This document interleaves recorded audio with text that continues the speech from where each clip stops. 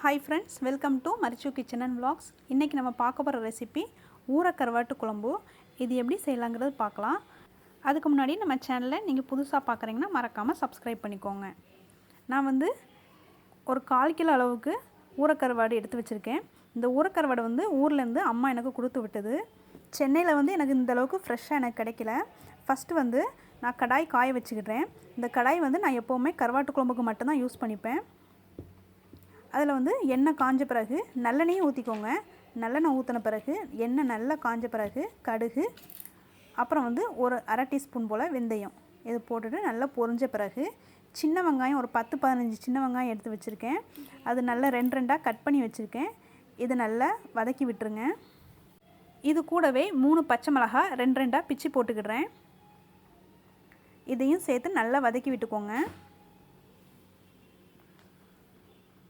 அப்புறம் வந்து இது கூடவே கொஞ்சமாக கருவேப்பிலை சேர்த்துக்கிடுறேன்.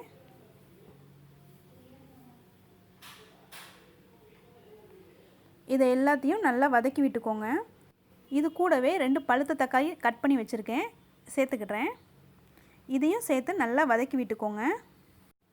இந்த கருவாட்டு குழம்புக்கு எண்ணெய் கொஞ்சம் அதிகமாகவே ஊற்றிக்கோங்க, அப்போ தான் டேஸ்ட் நல்லாயிருக்கும்.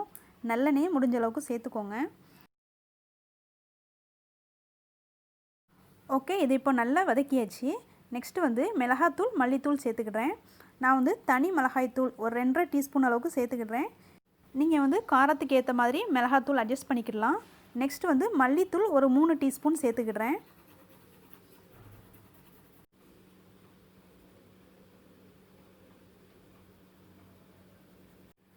மிளகாத்தூள் மல்லித்தூள் சேர்த்த பிறகு ஸ்டவ்வை சிம்லேயே வச்சுக்கோங்க, இல்லைனா மிளகாத்தூள் கரிஞ்சிடும். இதையும் லேசாக வதக்கி விட்டுக்கலாம்.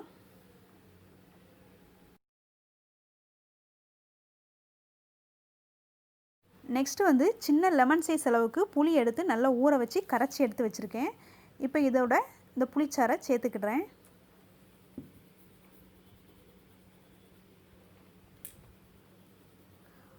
ஓகே, இது லேசாக கிண்டி விட்டுக்கலாம். இது நல்லா கொதிக்கட்டும்.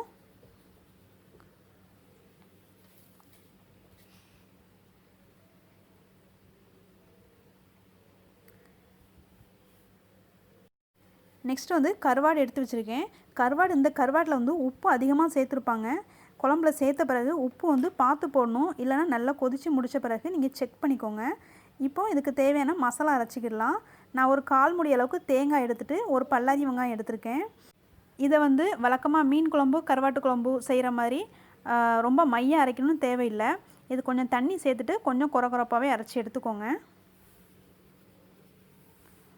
ஓகே, இந்த ஸ்டேஜுக்கு அரைச்சி எடுத்துக்கோங்க.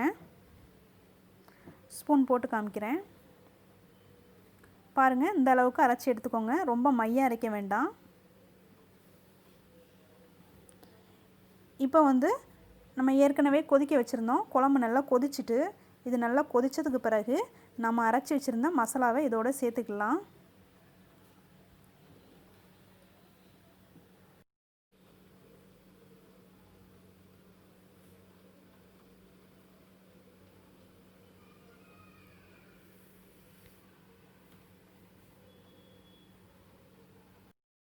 இதை வந்து கரண்டி விட்டு நல்லா ஒன்று போல் கிண்டி விட்டுக்கோங்க.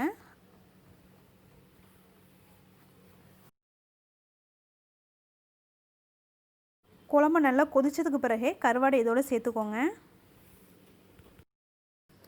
இந்த கருவாடை போட்டோடனே ரொம்ப கிண்டி கொடுக்கக்கூடாது. நம்ம கிண்டியே கொடுக்கலனாலும் அந்த கருவாடை வந்து குழம்போட நல்லா கரைஞ்சிடும்.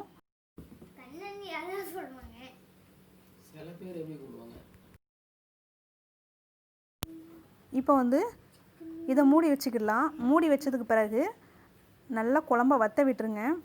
நீங்கள் வந்து உளுந்தஞ்சோறுக்கு சாப்பிட்றதா இருந்தால் குழம்ப நல்லா வற்ற விட்டு சாப்பிடுங்க. இல்லைனா வெள்ளை சாதத்துக்கு வச்சு சாப்பிட்றதா இருந்தால் குழம்ப வந்து ரொம்ப வற்ற வைக்கணும்னு தேவையில்லை, மீடியமாக இருந்தால் போதும். இதை வந்து ஒரு 10 நிமிஷம் வரைக்கும் சிம்மில் வச்சு நல்லா கொதிக்க வச்சு எடுத்துக்கலாம்.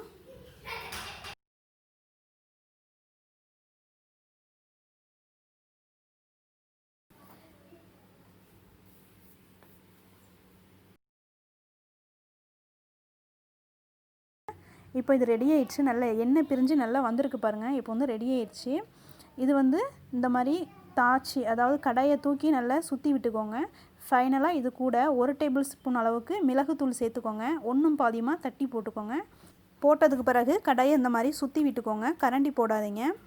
ஓகே ஃப்ரெண்ட்ஸ், இதை கண்டிப்பாக வீட்டில் ட்ரை பண்ணி பாருங்கள். இந்த டிஷ் பிடிச்சிருந்துச்சுன்னா கண்டிப்பாக இல்லை உங்கள் ஃப்ரெண்ட்ஸ்க்கு வந்து ஷேர் பண்ணி விடுங்க. நான் மறுபடியும் வேறு ஒரு டிஷ்ஷில் மீட் பண்ணுறேன். இது வரைக்கும் வீடியோ வாட்ச் பண்ணதுக்கு தேங்க்யூ.